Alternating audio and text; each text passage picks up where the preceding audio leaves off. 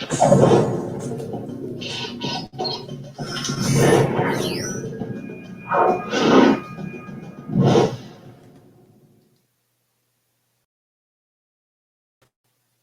right, all right. Welcome to part two to the Derek Muhammad Show. I'm your host, Derek Muhammad. I got my special guest on the show. She's been real busy, and she's supposed to come in the first half, but she has some issues she had to deal with because she's a businesswoman, entrepreneur, a mother, a boss ass chick, and she was in a reality show. I want to bring onto the Derek Muhammad Show in the digital building my friend, my I'm gonna say boss ass chick, Shea, Pegues. Welcome to the Derek Muhammad Show, you boss Hey, ass. what's going on? So That's a hell of look, an introduction. I want to catch people up to date on who you are in case they've seen you before, right? All right, so I'm watching this reality show called Ready to Love, right? And I was like, I saw you and you was on the show, and the show was like, it was an Atlanta show. But the chicks on there was dope. It was just some of the dudes was suspect, right? But you were strong. And then I saw you in Atlanta. We was out one night. I was with Karen White. I was with Vivica Fox. Shea, Cherie Whitfield was in the building. You came in. I recognized. You remember, right? And I was like, let me tell you what's so crazy. That night, I don't even think I was supposed to even be in there. And I think Big Ray was in the building, and it was crazy. I have no idea who Big Ray is. I've never been to that place in my life. That was my first neither. time. Oh, really? V103. Okay. Big Ray is on the air for V103. He used to be V103. Now he's 92.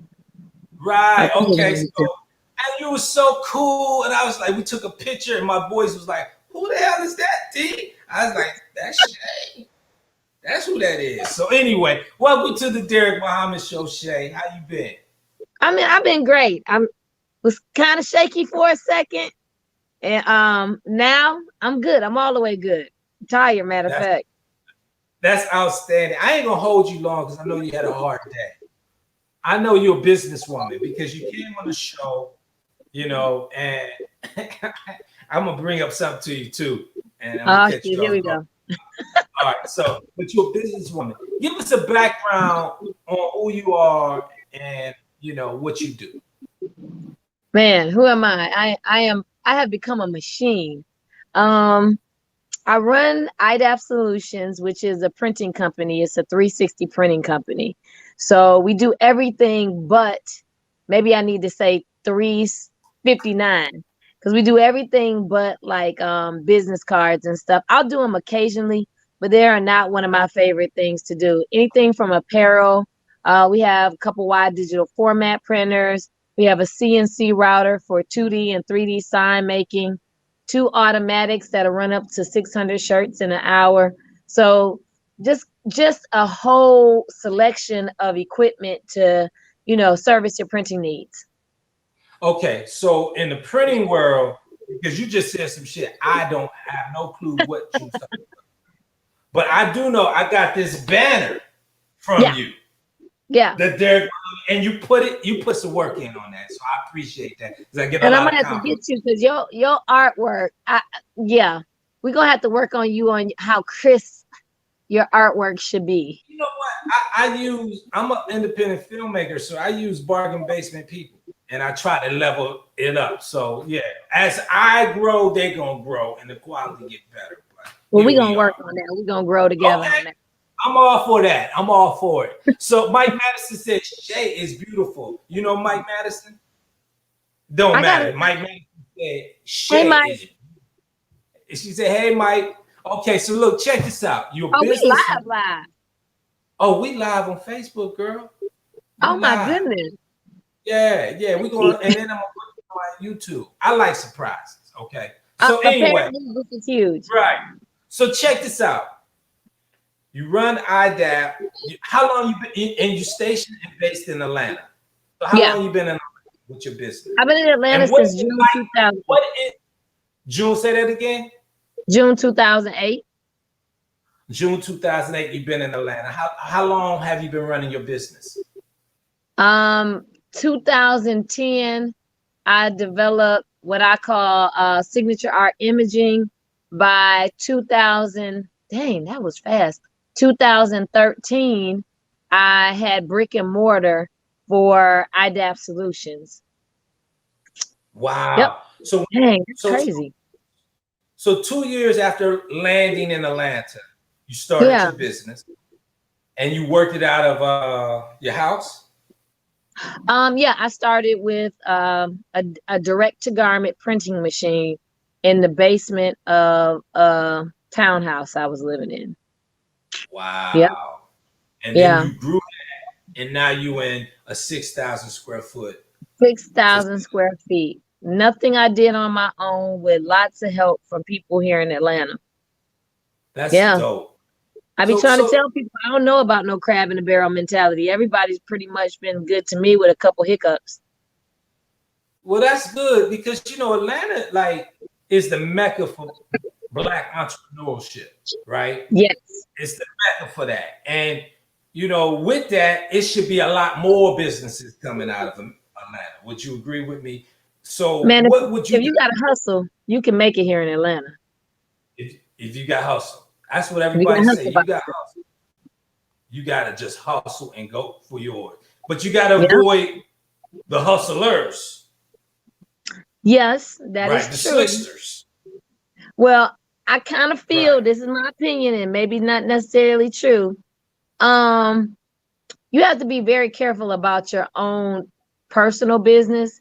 Like I always tell people, it's two things you can't ask me about. You can't ask me about my social security number, and you can't ask me about my man. But I was on a TV show, so that was everybody's business. Ask me about my man. Don't ask me about my social security number. I None of see that. that, but those are ground rules. I get you on that, Ground right? rules. So Yeah. you know what I find fascinating? You're a woman in a printing business.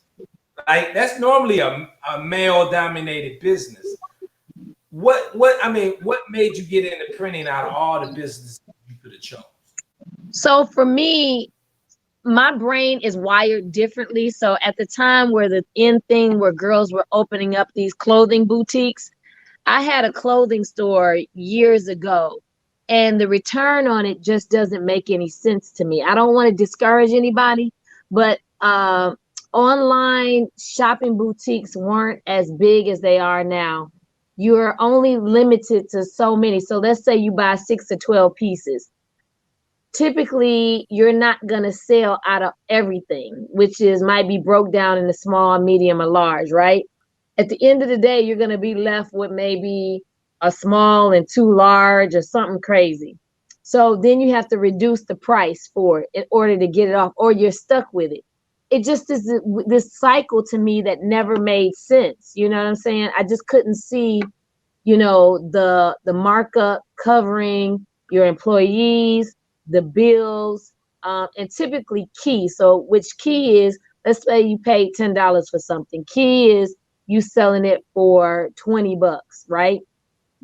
It didn't make sense to me. It didn't make sense. I didn't have a large network base here in Atlanta.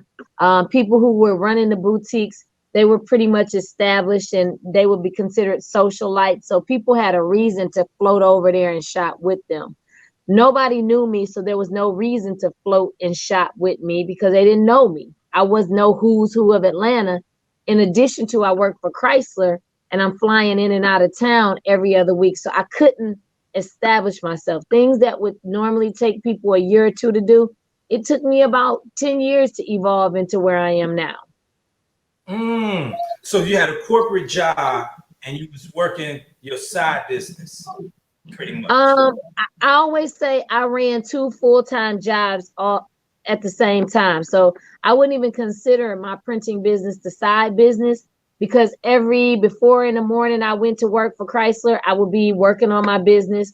On my lunch break and mid breaks, I would be wheeling and dealing. When I got off work, I would be working. And then when I stepped into Atlanta, I would be, printing or dealing with whatever business. So it was two full-time, jobs or businesses running at the same time. It was crazy. So It you was had the exhausting. you had the Jamaican thing going on. You Yeah, was a wild Jamaican it hard for everybody else. It was like you gotta make it. That's the right. Jamaican mentality. Yeah, gotta make it. I like You that. gotta make it, man. Peace, Michael Demami. Peace, brother. So, look, I'm here with Shea Pegues, owner of iDAP Solutions, businesswoman in Atlanta, putting it down, putting in work. Make sure you subscribe to my YouTube channel and smash and share this. Okay. So, Shay, give Yeah. us how you got.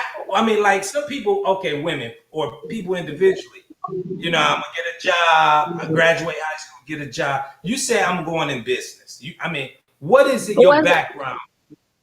wasn't like that. You know what I'm saying? Everybody seems to think they sell you this bullshit dream. Like, you get out of high school, you go to college, and people fantasize about these group of people waiting for them when they step off the stage. Like, I got a job for you. I'm waiting for you. Nobody gives a shit. You know what I'm saying? You just get dumped out into this sea of the world and you're scrambling.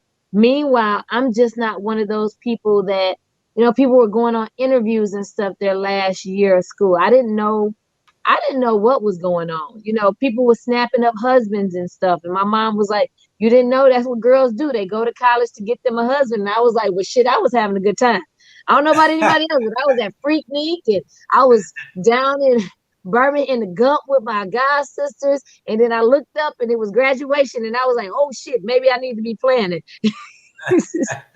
But I had a fallback, and the fallback was coming back to Michigan with my parents and helping them with their businesses.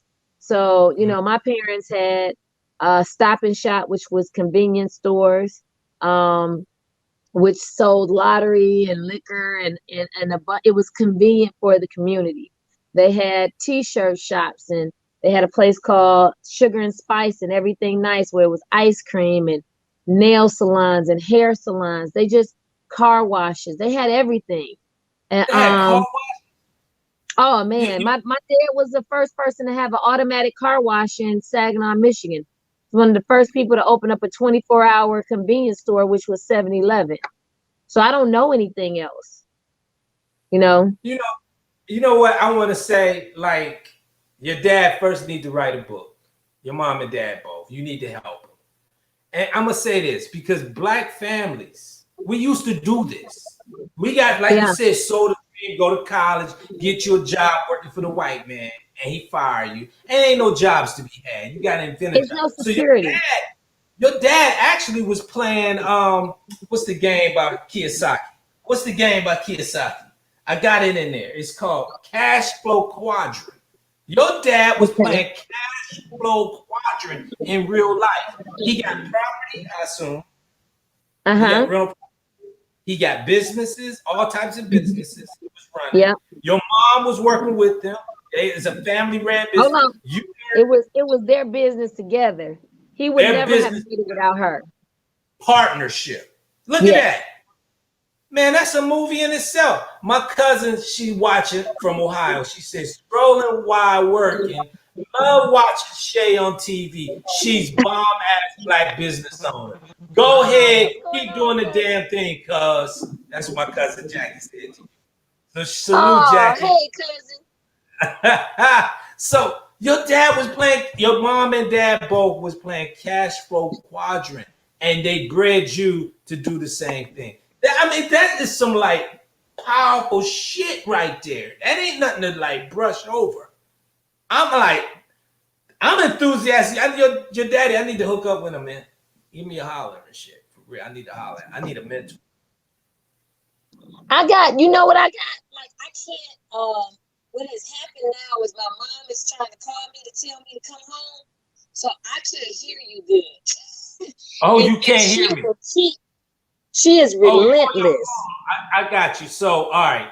I'm not gonna hold you much longer. Probably No, another no, 15. no, because I want us to finish this. So what I'm going to do is, if I can, I gotta finish. I gotta figure out how on this doggone iPhone how to get to you. Oh, okay. So you're saying, do you need to what? You need to. Hold on, I got it. So is there any way that I can come back in from my other Yeah, come phone? back Okay. in. I'll pause. Hold on. And Big Trav said he want to get you on this show. Big Trav and the Q show. Inbox me and I'll let you know, Big Trav. See, Shay, I'm hooking you up. Come, I'm gonna put you on pause. Okay.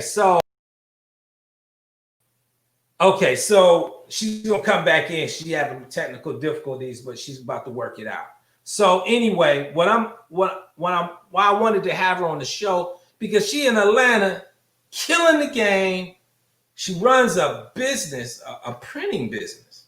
I mean, I've seen her putting I got my banner from her, right? She got these big machines in there that she put on her YouTube and IG or whatever, and she's printing T-shirts and custom bags and got contracts, and she is kicking ass in business, which I just found fascinating because I never thought no business like that. I ran an insurance company, so I mean, salute to her. But let's bring her back in, and we're gonna get the show on the road. You ready Okay, to I go? figured it out now. You Yeah, figured it out? Okay, all I right, figured cool. it out. So, Mike Madison, she was on Ready to Love. You getting fans up in here, Shay. You collecting these fans up in here. Hey, hey, I don't blame them. I hear that. So look, your, your dad ran a business. Your mom and dad. Let me not slap. Your mom and dad ran a business. You Right. learned you got out of college with your degree. You got a business degree. No, I didn't. I went for liberal arts. So I started with a double major, and my one teacher, he could not speak clear English. He was African, and I was over it by the second semester. I was like, hell no, I am not. Let me tell you what I'm not doing. I'm not going to sit up here every day or every other day and stress out. I'm good. So I dropped it Ah, and got my liberal arts degree.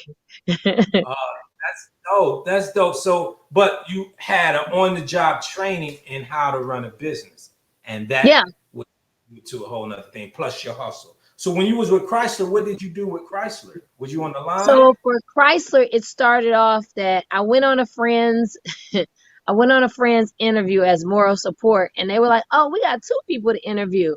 So apparently they were looking for some type of minority representation because it was another black girl there, and her name is Lanice. She's actually a news anchor in Memphis. Wow. And I would never forget that I was just there to hang out with my girl, and they were like, "Well, we want to talk to you." And what I didn't know, I didn't even understand anything about auto shows or anything like that. I just, my friend said she wanted to be a part of the auto show. My thing was, let me see how it works for you, and then I'll go ahead and follow up with you. But wind up being for me because they wound up giving me the job. Probably 15 minutes after I left, they were like, they called. And I said, "Do you want to talk to Brenda?" And they was like, we'll call her a little while. So cringy, very cringy. But Wow. it so I did auto shows for about 20 years where basically I do walk-arounds on the car.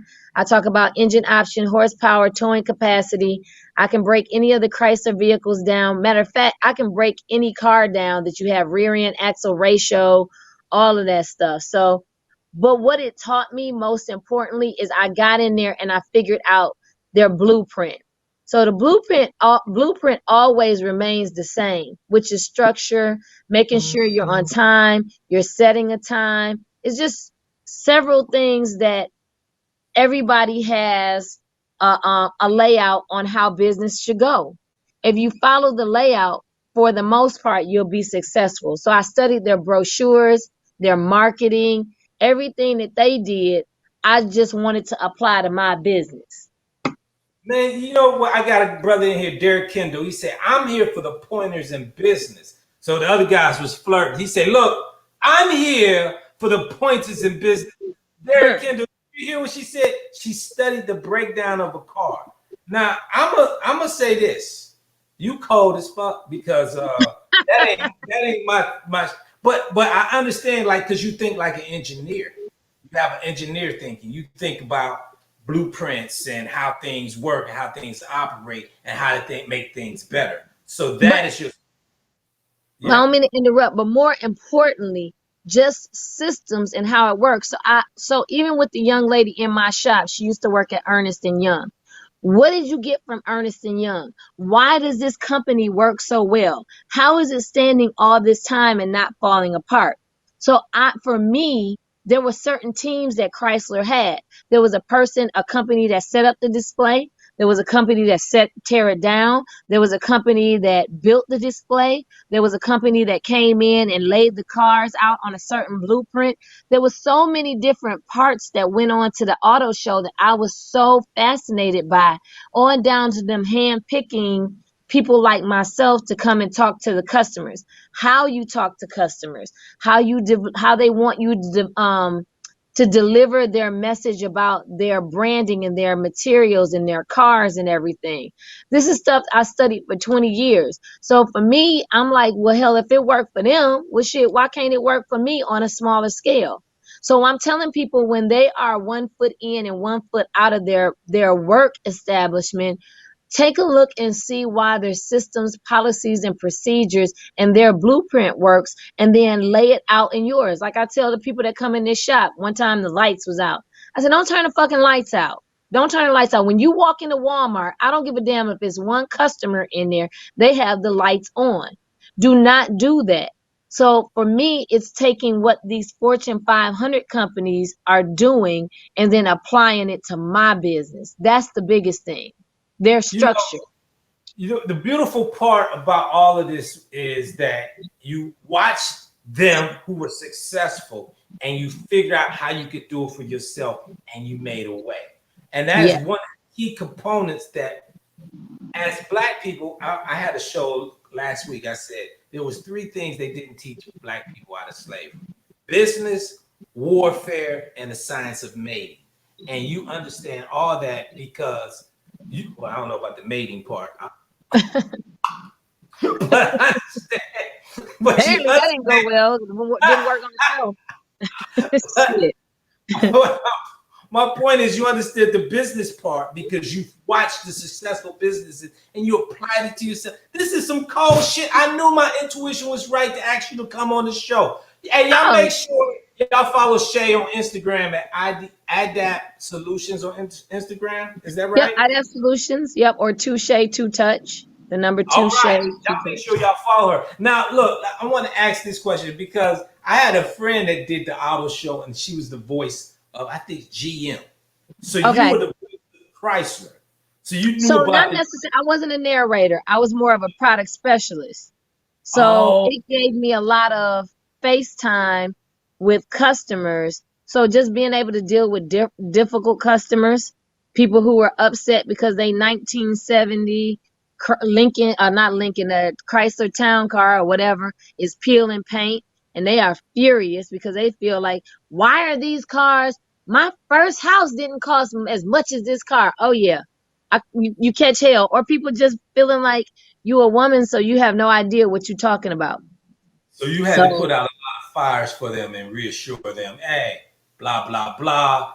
and And not be combative. Understand the nature of what people have learned over years. Like, oh honey, just stand here and be pretty with the cars. We're gonna ask this nice man if he know anything about the cars, and not being offended. You know what I'm saying? right. You're talking to thousands and thousands of people today. You're just gonna burn yourself out being offended. It just doesn't make any sense. You're being counterproductive. So, okay, Atlanta, you got your Mhm, business, mhm. you pop. Am How I? many? Well, you popping. You in business. The Okay. lights are on, people get paid. There's no rebellion. You know what I mean, right? You know they Okay. to go on Instagram right now saying she sucks. She owe me money. It's horrible right now. So you Hell ain't have no. right. So what's your superpower? What is your superpower, Shape Peace? My superpower is endurance. You know, um, I guess I got a couple of them. I don't pay attention to what other people are doing. You know, it's Hmm? just none of my business what other people are doing. I'm not interested in what other printers are doing. I don't care about their prices, you know. Um, And what I sell to my clients the most is I may not be the cheapest, but what you get with me is, it's going to be quality. And if it's not right, I'm going to keep doing it till I get it right, you know. And I take into consideration everybody around me. So my latest superpower has been able to understand the people in my team, understanding what everybody needs. Aside from the fact that like I said, I'm a machine, but I also am kind to my employees and the people that I work with. I'm considerate, I'm thoughtful, I'm understanding, but there's a moment where I'll be like, hey, straighten the fuck up, let's go. Suck it up, buttercup, let's fucking go.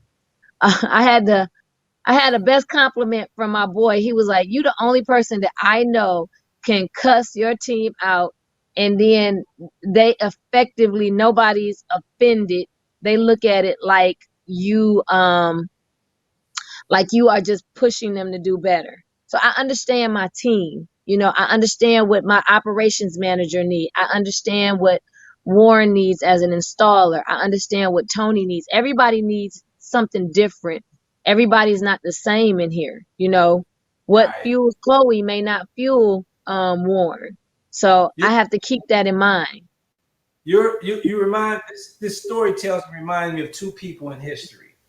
General Patton, Uh-huh. because he would cuss anybody out. It was a soldier crying, and he smacked the shit out the soldier. He Pow! got reprimanded before it, but it inspired his troops, right? Get yourself together. Get your shit together. Yeah, Then, I feel like that sometimes. I be wanting to smack the shit out of somebody. right. And then it reminds me of one of these, man. Oh, it was Patton and somebody else I wanted to mention because you just have Charles Xavier from the X-Men. He knew Mm, all these superpowers and he knew how to work them together, along with Nick Fury yes, Adventures. So that's leadership qualities that you learned throughout the years that you were able to pick up, and that's good for you. yes. Good for you. So look, all right. Since my cousin mentioned that you was on the show, let's talk Uh-huh. about the show. Okay, Ready let's to? go. How did that come about? Oh God. So a fluke. Never had any intentions on being on the show.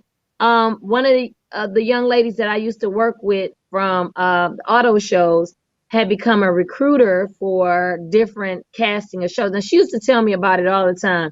I'm casting for this show. I'm casting.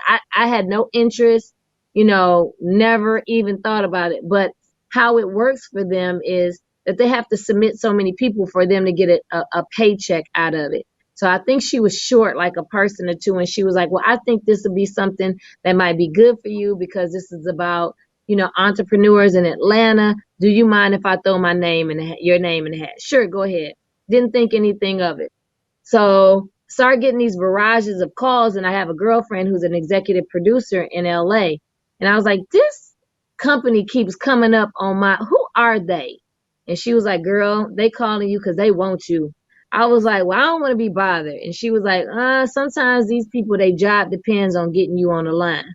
So I just kept I call it a Trump moment. Like Trump just kept line stepping, not Right. really, not Knowing that really you wasn't believing he president. can win the presidency. So I Right. just kept a little bit at a time, like, yeah, what y'all need me to do? And I ended up they told me they wanted to meet with me and they had an interview. Very reluctant. My thing was, my luck, I'd be like, no, thank you. And then they'd be like on the news talking about Oprah Winfrey and Will Packer was interviewing. I'd be like, shit, needed to meet that ass. You know what I'm saying? So I was like, well, let me get my ass down here because, at least I can give them my business card because I'm interested in printing like rap gifts and stuff like that. So you never know who you'll meet. Went down there and they was like, well, we got an IQ test and we want you to meet with the psychiatrist. And I was like, oh, this is perfect because I've been telling people for years ain't shit wrong with me. Now I get to hear it from a professional and now I get to ask people, well, what's your problem? What the fuck is wrong with you? Ain't nothing wrong with me. So I do all this stuff and it was really fun. And the last thing was an interview they had with several different producers, right? So it's black people, white people, all kind of people. They kind of in like a semicircle. It's at least 8 to 10 people in a semicircle. So funny because now I've become really good friends with one of the producers on the show. And so they say to me, they firing questions at me, which I'm used to because of the auto show with people trying to stump me on the cars. So the one white guy goes, "So I get it. You're this tough bitch."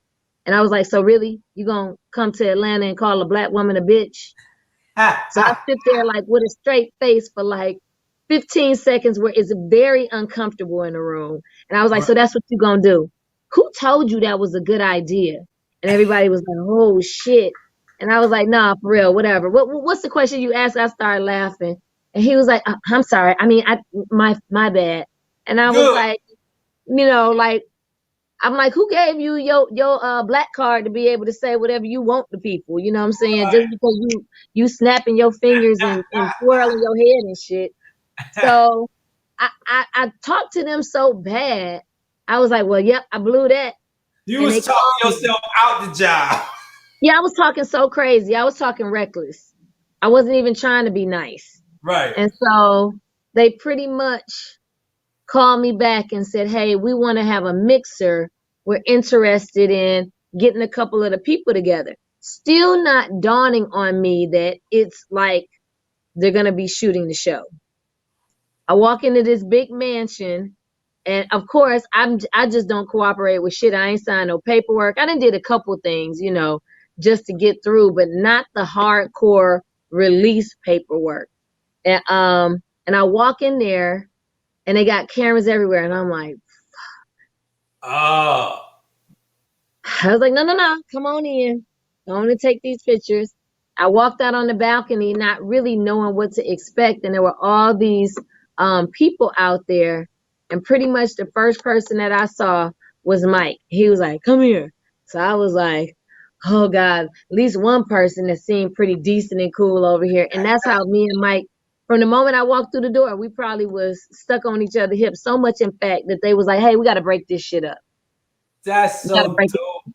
That's so dope because you know what? I got a clip of the episode. No, you don't. Oh yeah, I do. I got a clip of the episode, and You I'm ain't going. worth 2 dead Huh? flies. Oh yeah, I wouldn't be me if it wasn't straight for some surprise. So hold on 1 second. I'm gonna bring this.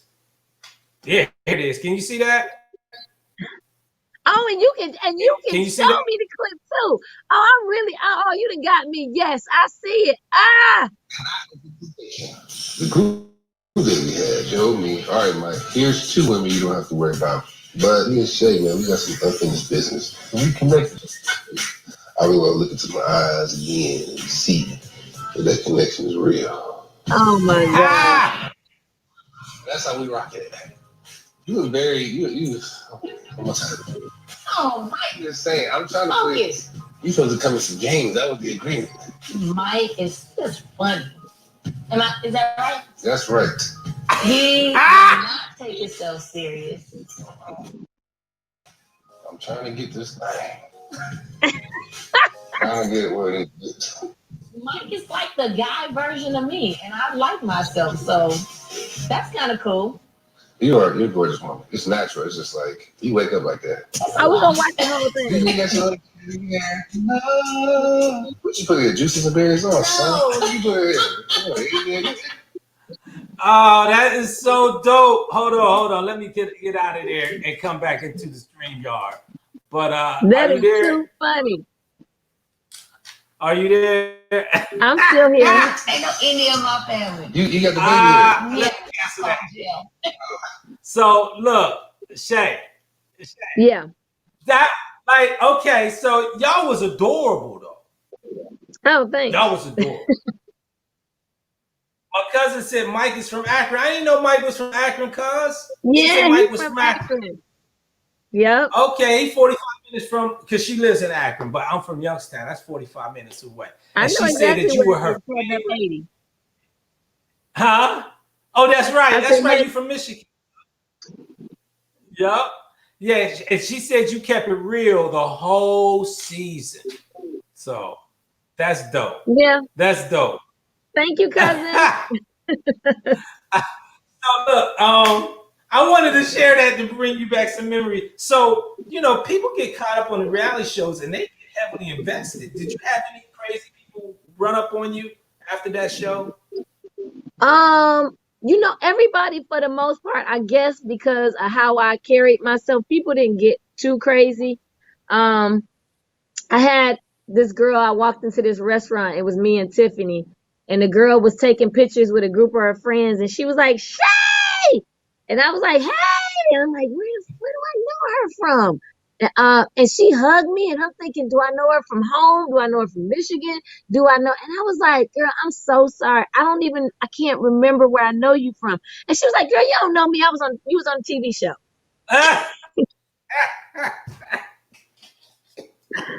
And But people I mean, got me invested.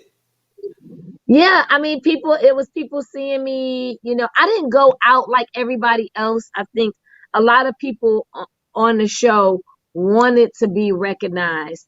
And after the show, I just wasn't in a good place, you Right, know? right. So I didn't want anybody to recognize me. I didn't want anybody to ask me what was going on or what had happened. And then there was a certain amount of time that really Mike and I had to stay secret. Nobody, because the show wasn't finished airing. So when the show was done airing, we pretty much had went our separate ways. And I just wasn't in the mood of having conversations with people about, when was the baby coming? When was the Ah! baby coming? All of that mess. Oh man, you know what though? But I'm gonna say this: like, live your best life, man. A lot of people would die to be on TV. Why I don't know, It's a but lot of pressure. it's a lot of pressure, and they don't know what to expect, And but I'm saying to you, good things happen to good people. I'm assuming your business took off after that. Was No, that it did was it it take was off? like it was planting seeds. I already had stuff popping before the show. Like I was doing work for the city of Atlanta, for V103. So it wasn't like everybody was like, "Oh, this what she doing. Let me hurry up and run over here." Now I'm starting to see more and more people that have seen me on TV that are call and be like, "Can I talk to Shea?" You know, but for the most part, it wasn't any immediate gratification from the show other than, 50,000 people being in my business, thinking that they know me and talking crazy to me and me having to that's probably why they deleted my Instagram back in September too. Cause I was talking real reckless. Might say, might say anything about your mama, about like anybody could get it. And you gotta protect yourself out here in these digital streets because there is some treacherous trolls out here looking to Yeah, just pick a fight. Like one of them just old cowboy relentless. movies. I'm here to fight you. You know. Yeah. Oh yeah, they was trying it. They Yeah. was trying. That's dope. So look, I'm not gonna hold you much longer. I really appreciate you taking time out. And for everybody, I want them to know if y'all just tuned in. I did business with Shea. She did my banner. So I met her, I got her card, I followed up with her. Was it a year later? Was Yeah, was it yeah. So yeah. thank you for doing the Derek Muhammad show banner. Right. I Back appreciate when it. we could party. Huh? Shoot, back when we could Oh party safely. that was back when we were socially acceptable with one another. Now we got to keep this distance. And I'm telling everybody, this might be the new norm for a minute. So, but don't take the vaccination. That's my advice because they ain't. Let me tell you something. They was acting like shit didn't exist. I rode through Midtown. I rode through. My boy posted. He's a DJ. He posted Revel had probably a quarter of a mile line, and it was clusters. Like, oh yeah, they showing out. Did you not see the shootout at Cheetahs? That was the It other was day in the parking lot. that Dude was in this the white past shirt. weekend. That was in Atlanta. Yes. Like This white guy. they wilding out here. So this in Atlanta. COVID don't exist in Atlanta. It's business as usual. Except No. the fact that stores close early. Wow, y'all hear that? Yeah. Michael It's Gates in Mortal Kombat on social media. That's right. Finish him. Wow. That is so crazy. So look, I want to thank you again for coming on the show. Give my viewers where they can follow you at on Instagram, and we gonna build, girl. We gonna build. All right. Hey, sounds good. So if you want to follow my business page, it's IDAP Solutions. Very easy. IDAPSOLUTIONS, which stands for Innovative Design and Printing Solutions.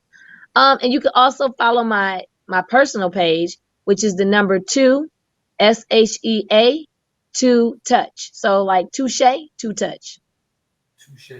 All right. Well, y'all heard it from Shea Pegues, business extraordinaire. We got to get you back on the show in the future when things is popping more off for you. We wish you Let's nothing. go.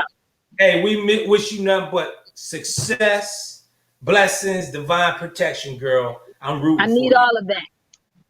Indeed. All right. Until next time, I'll be here tomorrow night. I got a guest. I ain't gonna tell y'all who because I gotta make sure they show up. Until then. Until then, may the best of your today. Oh yeah, make sure y'all go to my YouTube channel, share this thing on Facebook, share it in your watch party.